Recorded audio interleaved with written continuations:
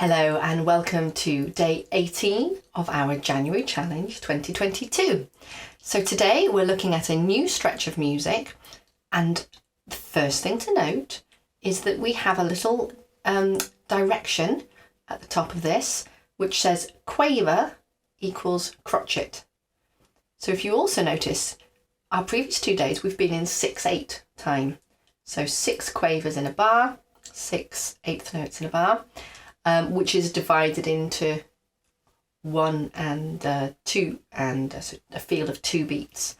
We are now in 3/4.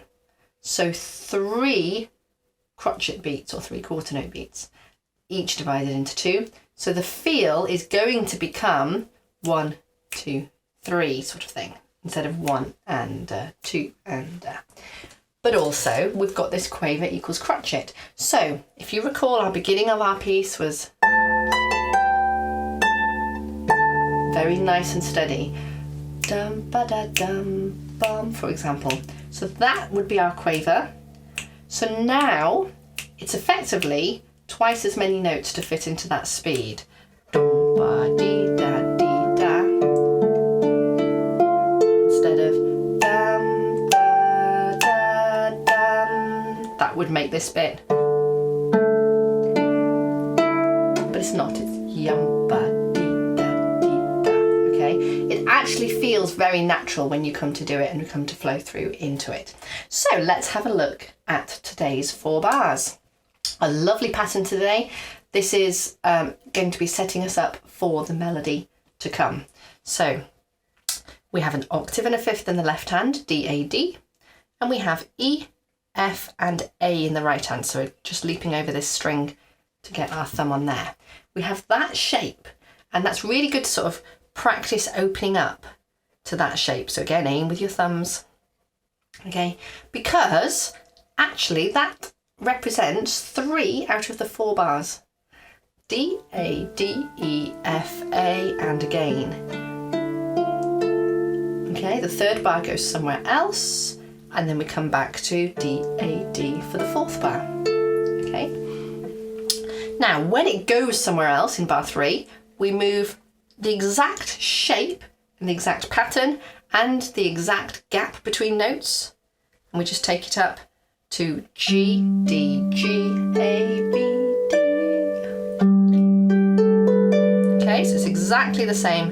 If I were to step it down, step, step, step, step, it's exactly the same shape, exactly the same relationship to each other, okay? Now we've got our left thumb landing on a string right next to where our right 3rd finger is. And when we have that, it can be really common to sort of end up trying to get out of each other's way by pulling your left down or your right above. Actually, keep thinking about thumbs being level, and notice then how the fingers are below. And then every hand, every finger is playing in that lovely sweet spot of the middle range of the strings. Not too high, not too low. As soon as we start doing that, it gets awkward. But again, aiming with the thumbs really helps, because then you're not really thinking about those notes that are close to each other.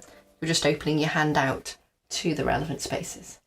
Okay, so we have a D pattern, going up to a G pattern and back down to a D pattern. And what you want to be doing is opening up ready for the next one. Moving up to the G while the other hand's playing and moving back to the D. And you might do one hand at a time. Well, not so much the right hand, but you might do the left hand. Just practice that, because that leads the way. And the right hand just lands in sort of sympathy with it. Okay, so we'll do it together, but there's not a lot of learning with this today, just keeping the feel of the flow. So we're going to go 1 and 2 and 3 and up to G and back down to D.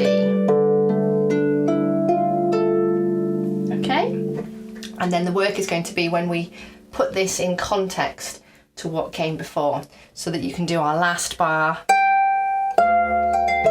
nice and steady. 1, boom, boom,